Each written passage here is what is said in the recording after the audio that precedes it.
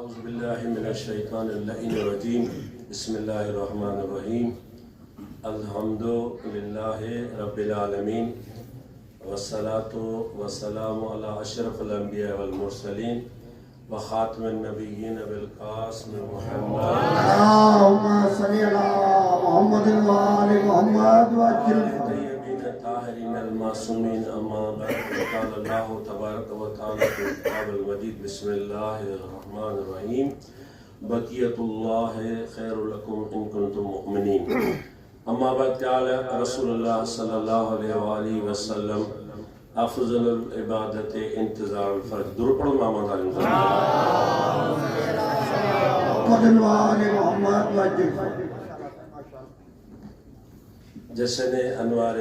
शाबानिया मासूमीन अलैहिस्सलाम मक़बूल थी चुको है साईं जन ने कोई सभिनी असां में पंहिंजे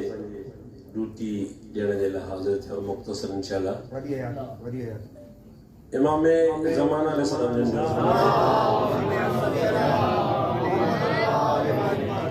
जेके बक़ियतुल्लाह हुज्जत खुदा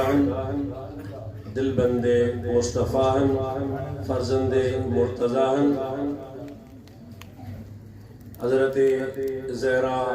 सलामुल्लाह अलैहा नूर जिस्म ऐं मुंतग में खूने सैयद शुहदा हज़रत महदी आख़िर ज़मान अजलल्लाहु ताला फरज़हुल शरीफ जी विलादत जे हवाले सां महीनो बनण जे हवाले सां आहे अर्ज़ कंदा हूं त साईं जन जे विलादत जो महीनो आहे बरकतुनि वारो महीनो आहे ऐं रिवायतूं ते जॾहिं पाण ईंदा त संदन सर मुबारक ते हज़रत मुहम्मद सल्लल्लाहु अलैहि वसल्लम जो अमाम हूंदो जॾहिं ईंदा त पंहिंजे जद जो अमामो खणी ईंदा संदन जिस्म अतहर ते हज़रत रसूल खुदा जो पेराहन हूंदो संदन पेरन मुबारक में हज़रत रसूल खुदा जी वा नालेन मुबारक होंदी संदन सीने में अल्लाह साईं जो कलाम मजीद होंदो संदन हथन में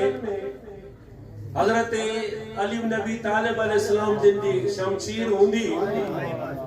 साणन हज़रत ज़हरा जी मोहब्बत होंदी इमाम हसन मुश्तबा जो सब्र होंदो इमाम हुसैन अलैहिस्सलाम जिन जी शुजात होंदी इबादत हज़रत सज्जाद अलैहिस्सलाम होंदी इल्म जेको आहे इमाम बाक़र अलैहिस्सलाम जिन जो साण हूंदो उन सां सिद्क जेको आहे इमाम सादिक अलैहिस्सलाम जिन जो हूंदो उन सां बुर्दवारी हज़रत इमाम मूसा काज़िम अलैहिस्सलाम जिन जी हूंदी ऐं खुशनुदी ऐं रिज़ा जेका आहे वो इमाम रिज़ा अलैहिस्सलाम जिन उन सां साण गॾु हूंदी हिदायत इमाम हादी अलैहिस्सलाम जिन जी हूंदी हेबत हज़रत इमाम हसन अस्करी अलैहिस्सलाम जिन सां गॾु हूंदी पाण जॾहिं ईंदा त इहे शयूं उन्हनि सां गॾु हूंदियूं सभिनी मासूमीन जूं पर ॿी रिवायत बि आहे त उन्हनि में पैगंबरनि जूं शबाहतूं पातियूं वञनि थियूं जो रिवायत आहे हज़रत नूह अलैहिस्सलाम जी शबाहत उन में हूंदी हज़रत इब्राहिम अलैहिस्सलाम जी शबाहत उन में हूंदी हज़रत अयूब अलैहिस्सलाम जी शबाहत साणनि में हूंदी हज़रत मूसा अलैहिस्सलाम जी शबाहत साणनि में हूंदी हज़रत ईसा अलैहिस्सलाम जी शबाहत साणनि में हूंदी ऐं हज़रत रसूल खुदा सल्लल्लाहु अलैहि वसल्लम जिन जी शबाहत उन्हनि सां गॾु हूंदी इन करे त हज़रत नूह जी शबाहत उहा आहे त हज़रत नूह खे अल्लाह तबारक तआला तूले उम्र अता कई 2500 साल बड़े अल्लाह से उम्र अता कई एड़े नमूने सां हुज्जत खुदा इमाम महदी अलैहिस्सलाम जिन खे अल्लाह तबारक तआला तूले उम्र अता कई है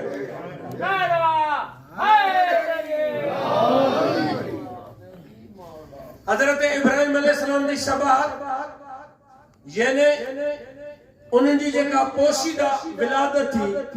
ऐं कुछ अरसो ॿाहिरि रहिया जिंदगीअ जो छाकाणि त निमरूद जो जेको हुकुम हो उन्हनि जी वालिदा उन्हनि खे उते गार में छॾे आई 17 सालनि ताईं पाण उते पंहिंजी ज़िंदगी गुज़ारियो जॾहिं उते ॼावा पर ॿुधाइनि था त उन्हनि जा ॾींहं उन्हनि जा हफ़्ता उन्हनि जूं रातियूं उन्हनि जा महीना उहे अॼु वारे उन्हनि हिसाब सां न हुआ बल्कि उन्हनि जा उहे इज़ाफ़ो हो उन्हनि जा वधंदा विया ऐं जॾहिं उन्हनि क़याम कयो या निमरूद जे लाइ निकिता त उन्हनि जो कद कात 17 साल जो न बल्कि उन्हनि खां वधीक नज़र आयो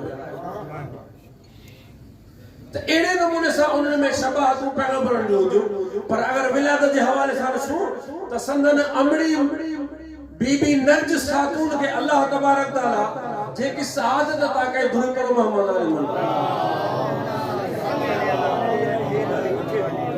माइक वठी दुरूद पढ़ो मोहम्मद पानी है साईं पढ़ी विया ताकि वठी थी भाई खुशबू के इमाम ज़माना अलैहिस्सलाम बुलंद अल्लाहुम्मा सल्ली अला मोहम्मद व आले मोहम्मद संदन विलादत के हवाले से असां ॾिसूं था त बीबी नरजिस खातून जेका आहे उन जो खानदान जेको आहे कैसर रूम जी खुशदाने ज़हरा पे बुलंद आवाज़ सां सलात पढ़ंदा अल्लाहुम्मा सल्ली अला मोहम्मद व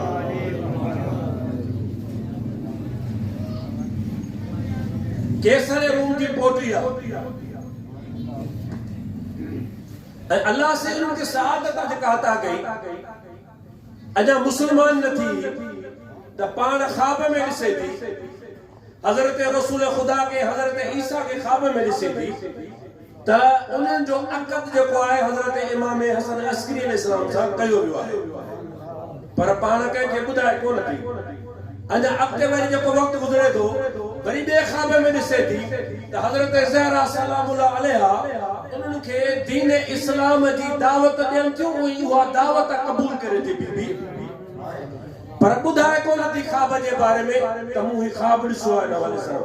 अञा अॻिते सिलसिलो जॾहिं हलियो मुस्लमाननि जी ऐं रूमनि जी जॾहिं जंग छिड़ी त कैसर रूम जेको आहे पंहिंजी फ़ौज समेत जॾहिं महाज़ जंग ते वियो त उन वक़्तु बि अल्लाह जे तरफ़ां हुकुम थियो इन बीबी नरजिस खे त तूं बि खुफ़िया तौर ते इन फ़ौजनि सां गॾु महाज़ जंग ते हली वञ ऐं पंहिंजूं जेके नौकरियाणूं आहिनि ख़िदमत गुज़ार उहे बि साण वठी वञ जो ख्वाब बीबी ॾिठो कंहिंखे बि कोन ॿुधाई कैसर रूम पंहिंजे फ़ौज सां गॾु महाज़ जंग ते हेॾा बीबी पंहिंजे ख़िदमत गुज़ारण सां गॾु उहा महाज़ जंग ते फ़ौजनि सां जॾहिं वई उते जॾहिं जंग छिड़ी त मुस्लमान जे हिकिड़े दस्ते हिकिड़े गिरोह जेको आहे इन नरजिस खातून खे बीबीअ खे जेको गिरफ़्तार यानी असील करे बगदाद में वठी आया पर उन्हनि खे ख़बर कोन्हे त हीअ कैसर रूम जी पोटी आहे जॾहिं इमाम अली नकी अलैहिस्सलाम जिन आख़िरी आम ऐं इमाम सामरा बि हा इमाम खे ख़बर पई त बीबी नरजिस खे जेको आहे असीर बणाए करे बगदाद में रखियो वियो आहे त इमाम छा कयो हिकिड़ो ख़त तहरीर कयो ऐं ख़त बि रूमी ज़बान में तहरीर करे ऐं उन बीबीअ ॾे मोकिलियो ऐं बीबीअ खे दावत ॾेई करे पाण ॾे घुराए जॾहिं बीबी साणनि गॾु आई हुते इन सामरा में त बीबीअ खे उहे टई ख्वाब जेको आहे इमाम अली नकी अलैहिस्सलाम ॿुधाईंदा त पहिरें ख्वाब में तुंहिंजो अक़द जेको आहे इमाम हसन अस्करी सां ॿिए ख्वाब में असांजे ॾाॾी ज़हरा तव्हांखे इस्लाम जी दावत ॾिनी टे ख्वाब में तव्हांखे हुकुम थियो त तव्हां महाज़ जंग ते वञो जॾहिं इमाम इहे उनखे टई ख्वाब ॿुधाया बीबीअ खे त बीबीअ चयो त हा उहे मूंखे टई ख्वाब आया हा हाणे उन्हनि खे दावत ॾियनि था ऐं उन्हनि खे चवनि था त तव्हांखे ख़ुशख़बरी ॾियूं था त तव्हां मुंहिंजे फर्ज़ंद हज़रत इमाम हसन अस्करी अलैहिस्सलाम जिन जा ज़ोजा थींदीअ ऐं काइनात जे उन इमाम जेको दुनिया ते हुकुम कंदो उन जी तूं वालदा थींदीअ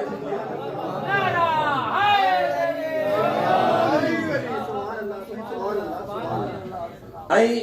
बीबी हकीमा खातून जेका इमाम अली नकी अलैहिस्सलाम जी हमशीरा आहे उनखे चवंदो बीबी खे चवंदो त हिन बीबी नरजिस खे शादी कोन थी आहे हाणे उन्हनि खे तूं तालीमात ॾे अहल बैत जी तालीमात इस्लाम जी तालीमात ॾे ऐं बीबी जेका आहे हकीमा खातून खे तालीम ॾे थी ऐं उन खां पोइ थोरे अरसे में इमाम हसन अस्करी अलैहिस्सलाम जो अक़ल थी वञे थो ऐं उन खां पोइ बीबी हकीमा खातून उते गॾु रहे थी ऐं उन वक़्तु अल्लाह जे बारगाह में दुआ घुरे थी इमाम हसन अस्करी में चे थी त अल्लाह सही तवा के फर्जंद अता कंदो बीबी हर रोज दुआ घुरंदी रही ऐं हिकड़ो वक्त बीबी जो त मां हाणे पंहिंजे उन भाइटे खां इजाजत वठा त भाइटे मूंखे इजाजत दे त मां पंहिंजे घर वञा हाणे चयो पुफीअ मां जेके तूं दुआ घुरंदी है उहे अल्लाह सही तुंहिंजूं दुआ क़बूल कयो ने अॼु राति मूंखे अल्लाह सही उहो फर्जंद अता कंदो बीबी चेदी मुखे द बीबीअ में आसार नजर कोन था अचनि इमाम चए थो त पुफीअ मां जहिड़े नमूने सां हज़रत मूसा जी जेका आहे पोशीदा विलादत थी उन जे अमड़ीअ खे उहे हमल जा आसार नजर कोन आया हा छाकाणि त फ़िरौन जो सख़्त हुकुम हो इन करे अल्लाह ताला हज़रत मूसा जी विलादत पोशीदा रखी हमल जा आसार पोशीदा रखिया अहिड़े नमूने सां बीबी नरगिस खे बि अल्लाह तबारक ताला उन जे हमल जा आसार पोशीदा रखिया बीबी वा रात गुजारे थी अज रात फर्जंद अचणो आहे इमाम हसन अस्करी साहब जो बीबी इंतजार कंदी रही ऐं जने एकड़ो वक्त गुजरियो आधी रात गुजरी फजर जो वक्त हो त उन वक्त बीबी हकीमा खातून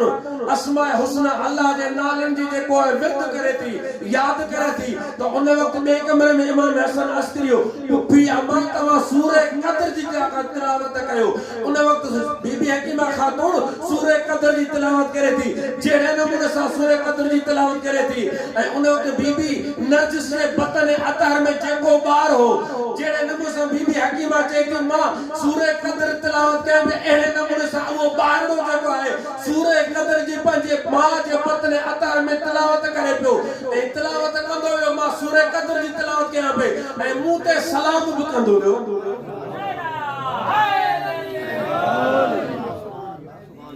बीबी चेदी मां हैरत में पयस आयो इमाम हसन अस्करी ने बीबी तू ताज्जुब न कर अल्लाह सही असा के हिकमत अता कया त असा नडे हुंदे ही कलाम कदायो माजरे एकड़े उस्ताद सा जिक्र कयो तो मौला अली जिन काबे में विलादत थी जरे ॿाहिरि आया तो मौला अली अलैहिस्सलाम जिन सूरे मोमिनून जी 11 आयतुनि जी तिलावत कई तो वो हैरत पकड़े ताज्जुब में पे तो सही अञा कुरान नाज़िल न थियो है मौला अली अलैहिस्सलाम सूरे मोमिनून जो 11 आयत तिलावत कयो तो एड़े नमूने सा इमाम हसन अस्करी चवे पंहिंजे पुफीअ खे तो अल्लाह सही असा के नडे हुंदे हिकमत अता कंदो ऐं ॻाल्हाइण जी सघ अता कंदो आहे वन बीबी आई वेचो बीबी नरगिस ऐं जॾहिं वरी विच में पर्दो हाल तो बीबी परेशान थी वरी आई पंहिंजी इमाम हसन अस्करी अलैहि तो मुझे अखिन के पर्दो अची मां बीबी के नजर बीबी के नजर न थी जे मां बीबी के दिसाई कोन थी उन वक्त वरी इमाम चेस त पुफी मां तू वापस वञ उते ही तू बीबी के दिसंदी है जब हकीमा खातून वापस आई ॾिठई त वो पर्दो हटी वञे थो ऐं एतिरो त बीबी नरगिस जे उन में नूर चेहरे मां नजर आयो मूंखे जो मां कुछ ॾिसी कोन पई सघां ऐं थोरी देर खां पोइ ॾिठुम त हिकिड़ो ॿारड़ो जेको अल्लाह जे बारगाह में सजदो ॾेई रहियो आहे सजदो भी दे पियो पर सजदे देण सां गॾु हिकिड़ो ज़िक्र करे पियो कहिड़ो ज़िक्र पियो करे अशहदु अल्ला इलाहा इल्लल्लाह वहदहु ला शरीक लह व अन्न जद्दी मोहम्मद सल्लल्लाहु अलैहि वसल्लम व अन्न अबी अमीर अल मोमिनीन अली इब्न अबी तालिब अलैहिस्सलाम रिवायत में है त उन खां पोइ इमाम सभिनी इमामनि जे उन इमामत जी गवाही ॾिनी आहे यानी मौला अली खां पोइ इमाम हसन जे इमामत जी गवाही उन खां पोइ इमाम हुसैन जी गवाही उन खां पोइ इमाम सज्जाद अलैहिस्सलाम जी गवाही उन खां पोइ इमाम बाकर अलैहिस्सलाम जी इमामत जी गवाही उन खां पोइ इमाम जाफर सादिक जे इमामत जी गवाही उन खां पोइ इमाम मूसा जे इमामत जी गवाही उन खां पोइ इमाम अली रिज़ा जे इमामत जी गवाही उन खां पोइ इमाम मोहम्मद तकी जे इमामत जी गवाही उन खां पोइ इमाम अली नकी जे इमामत जी गवाही उन खां पोइ इमाम हसन अस्करी जे इमामत जी गवाही हत्ता के पंहिंजे इमामत जी भी इमाम उन शहादत में गवाही ॾिनी आहे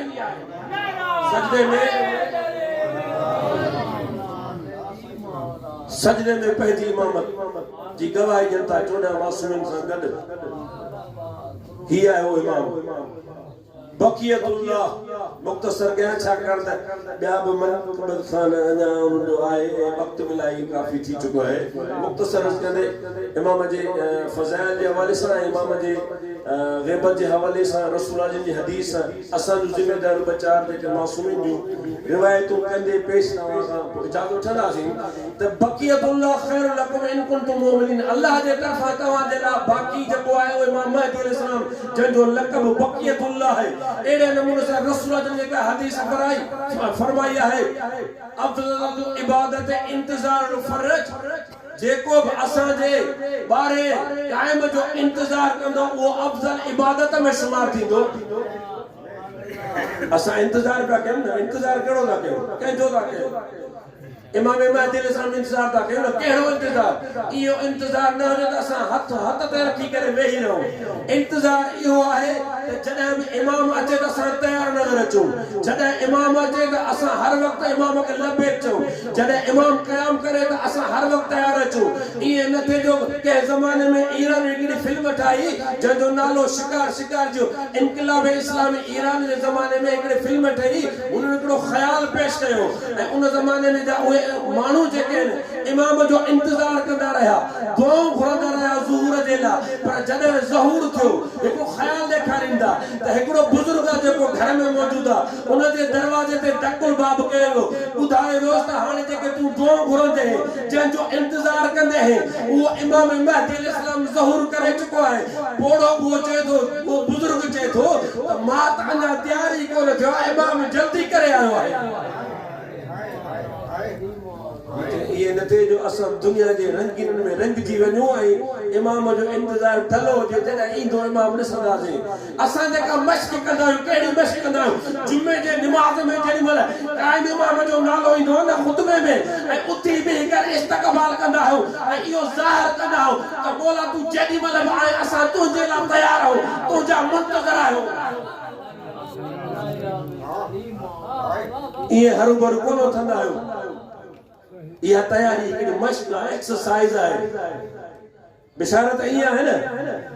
असा के मेहमान जो इंतजार कंदा को वडो मानू साके टाइम ॾींदो आ त ॾाढी तैयारी कंदा हो घर के संगारींदा हो पंजो लिबास सुठो पाईंदा हो हर शे साफ सुथरी रखंदा हो कंहिं शे जी कमी न रहे जेको मेहमान साके शिकायत करे मेहमान जे ला एतरो इंतजाम कंदा जेको कायनात जो हादी आ जेको असा जो रहबर आ जेको आका है उन जे इंतजार में सा केतरी तैयारी कई आ अबू बसीर इमाम मोहम्मद बाकर अलैहिस्सलाम जो जमानो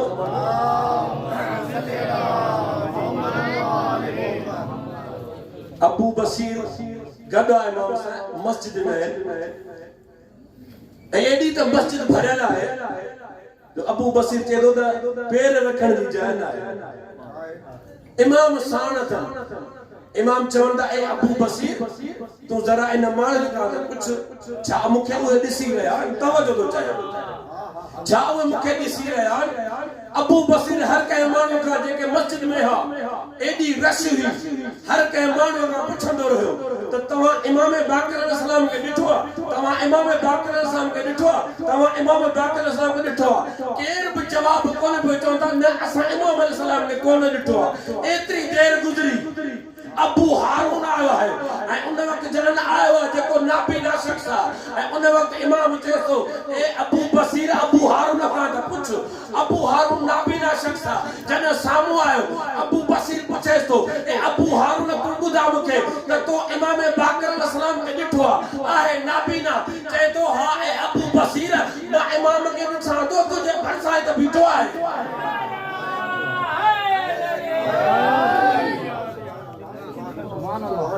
आहे नाबीना पर दिल जी रोशनी एडी तेज सां इमाम के ॾिसे तो पर हुन के जेके बा अखियों न ॾिसन कोन था इमाम के इन करे जो उन वट मारिफत आहे मासूमीन अलैहिस्सलाम जी असा के उही मारिफत हो घुर्जे असा में उहे सिफत हुजन केड़ू सिफत हुजन इमाम सज्जाद ज़मानो इमाम जे दरवाजे ते तकुल बाप थियो इमाम कनीज के जो वंदिस केर है कनीज आई दरवाजे ते दरवाजो खुलियो एकड़ो गुरो है जथो है ओए चवन था इमाम के बुधा असा इमाम जा मोह पायो इमाम जा शिया आयो लफ्ज़ लिखियल किताब में पढ़ी आयो वञो इमाम के बुधा सा मुलाकात जे लाइ आयो इमाम अलैहि सलाम के कनीज़ वञी ॿुधायो दरवाज़ो बंदि करे जॾहिं इमाम के कनीज़ ॿुधायो त तव्हां सां मिलण वारो जथो जेको तव्हांजो मोह भई तव्हांजा शिया किताब में जुमला लिखियल आहिनि ख़ुदा जो कसम इमाम सज्जाद अलैहिस्सलाम पंहिंजे शियन ऐं मोहबन सां मिलण जे लाइ एतिरो त तेज़ डोड़िया जो किताब लिखण वारे लिखियो आहे त शायदि किरण जो ख़तरो पियो दरवाज़ो खोलियो इमाम ने दरवाज़ो खोलियो ॾिठे साम्हूं जेके बीठल हो जथो बुरो जेको इमाम जो मोह पियो चवण आहे इमाम हिकदमि दरवाज़ो बंदि करे वापसि हलिया विया इमाम चयो ही कूड़ था ॻाल्हाए मां पंहिंजे किताब मां पंहिंजे तरफ़ां जुमला कोन थो चाहियां ये किताब जी तहरीर आहे शेख सुदूक जो किताब आहे आम किताब कोन्हे उन में रिवायत वापस आया चवन था ये सही कोन था ॻाल्हाइनि सच कोन था लॻे मां पंहिंजे तरफ़ां थो चवां सच कोन था ॻाल्हाइनि छाकाणि त इन्हनि जे उहे चेहरनि में मूंखे शिया जूं सिफ़ात नज़र कोन आहियूं मां उन्हनि में उहे सजदनि जा औसाफ कोन ॾिठा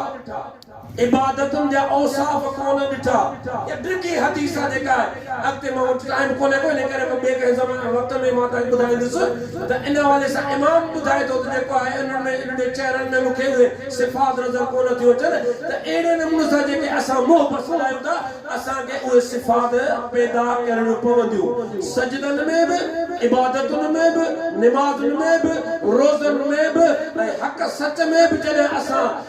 साबित कदम रहंदासीं त पोइ वाक़ई हक़ीक़ी मोह भई सच्चा शिया बणी त जॾहिं इमाम ईंदो तयारी फुल हुअण घुरिजे ऐं जॾहिं ईंदो काबतुल्लाह खां ईंदो आख़िरी रिवायत काबतुल्लाह खां ईंदो हजरे अस्वद ऐं मकाम इब्राहिम जे दरमियान ईंदो वरी इन रिवायतुनि में आहे त हुते तलवार जेका आहे मौला अली जी पर हिते रिवायत आहे त वरी इन रिवायत में त अमामू रसूल खुदा जो हूंदो तलवार बि रसूल खुदा जी तलवार हुई साॻी या ज़ुल्फ़कार साईं रसूल साईं हुजे या मौला अली वटि हुजे उहा बि ॿारहें इमाम वटि साॻी तलवार हूंदी उते ही क़याम कंदा ऐं 313 जेके बदर जे मुजाहिदीन जो तादाद जेको आहे 313 उहे 313 जेके उहे इमाम जे नुसरत जे लाइ उहे इमाम जा उहे बुलंद पए वारा हम रकाब हूंदा उहे उते इमाम जे मदद जे लाइ इमाम उते जेको आहे दुश्मनाने अहल बैत दुश्मनाने दीन ऐं दुश्मनाने खुदा के क़त्ल कंदो ऐं उन खां पोइ अॻिते पंहिंजो सफ़र जारी रखी करे मदीने में फौज जो तादाद वधंदो अॻिते सफ़र हलंदो मां मुख़्तसर कयां वरी मौला इमाम जेको आहे इराक में ईंदो ऐं इराक में किथे ईंदो कूफे में भी ईंदो कूफे में दारुल किताबनि में लिखियल आहे करबला नच में तो हूंदो साईं पर कूफे में पंहिंजो दारुल खिलाफत ठाहींदो जिते सैयद हसनी हूंदो जंहिंजी फौज तयार हूंदी ऐं उहो सैयद हसनी इमाम जे हथ ते बैत करे इमाम जे फौज में शामिल थींदो ऐं उन खां पोइ इमाम अलैहिस्सलाम जॾहिं उते पंहिंजो दारुल खिलाफत ठाहींदो मस्जिद कूफा में जॾहिं निमाज़ पढ़ाईंदो हज़रत ईसा बि ईंदो संदन पुठियां निमाज़ पढ़ंदो अहिड़े नमूने सां हर कोई चाहींदो ऐं हर कोई कोशिश कंदो त असां उन कूफे में पहुची करे ऐं इमाम जे इमामत में इब्तिदा में असां कयूं ऐं एसी ताईं किताबनि में लिखियल आहे त इहा मस्जिद कूफा जेका हिन वक़्तु आहे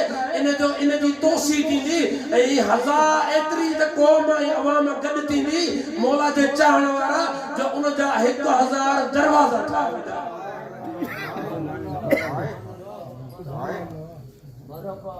सबको चाहींदो असां वॾे इमाम जे दीदार जे लाइ सभु थींदो सभई सां रुड़ंदासीं सभु थी त तयार रहो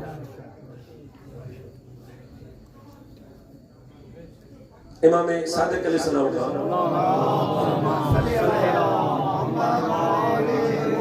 जाबर जौफी गालबन पूछो ज़हूर जे हवाले सां इमाम चवता अफ़सोस अफ़सोस आज़माया वेंदो आज़माया वेंदो आज़माया वेंदो छो आज़माया वेंदो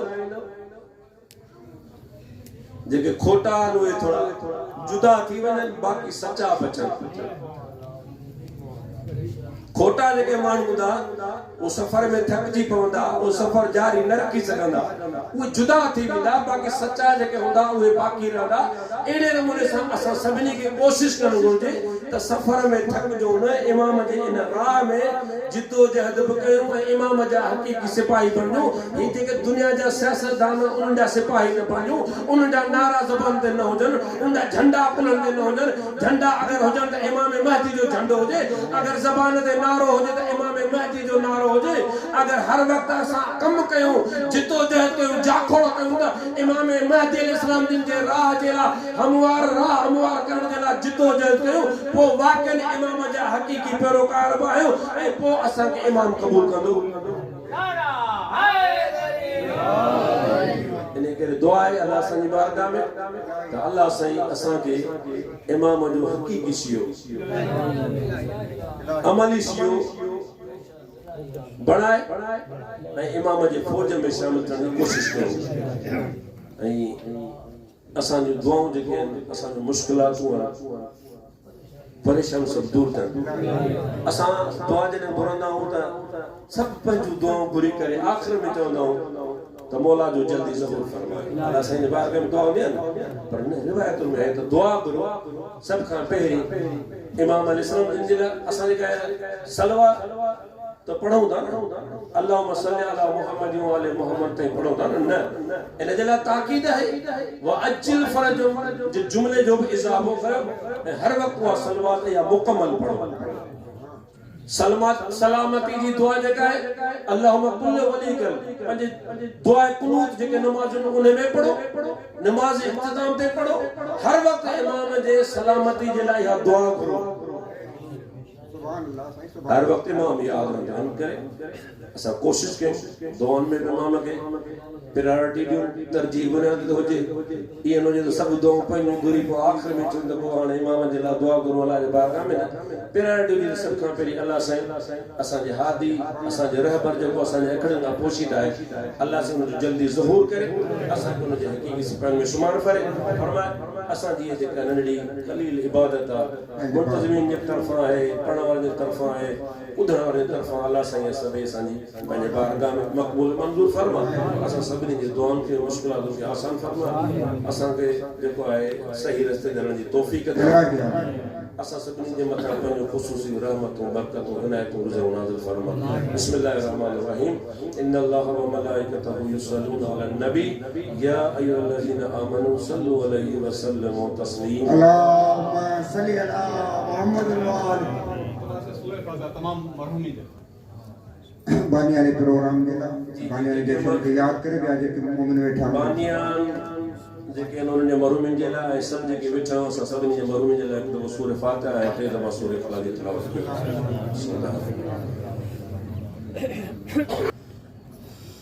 अल्लाहुम्मा सल्ली अला मुहम्मद व आले मुहम्मद खुदा सूरह फातिहा सूरह इखलास जी तिलावत कयो मोहम्मद अलैहि की खिदमत में हदियो पेश कयो ताजो को सामने बानियाने प्रोग्राम जे मरहूमिन असां सब जेके मौजूद आहिनि जेके गायब आहिनि जेके शुहदा इस्लाम आहिनि उन सभिनी जे मरहूमिन जे रूह खे अल्लाह साईं बख़्श फरमा उन जा दर्जात बुलंद फरमा उन जे क़ब्र खे मुनव्वर फरमा क़ब्र शरज़ा का महफूज फरमा मुझे अल्लाह से उन तमाम सगीरा कबीरा गुनाह बख्श फरमा उन्हनि खे अहल बैत जी कचहरी नसीब फरमा उन्हनि ते पंहिंजो ख़ुसूसी लुत्फ़ करम रहम फरमा उन्हनि खे जन्नतुल फिरदौस में आला मक़ाम अता फरमा और मोहम्मद आले मोहम्मद बुलंद फरमा जज़ाकल्लाह साईं ताजर इशाद सैयदा सलाम अल्लाह अलैहा तवाजी ड्यूटी कबूल फरमाए साईं तवाजी इल्म में पाक बीबी इजाफो फरमाए जज़ाकल्लाह सैयद साईं दानिश हाशमी साहब के गुजारिश है अचन ऐं बारगाह मौला में पंहिंजी ड्यूटी ॾिन साईं मोहतरम दानिश हाशमी साहब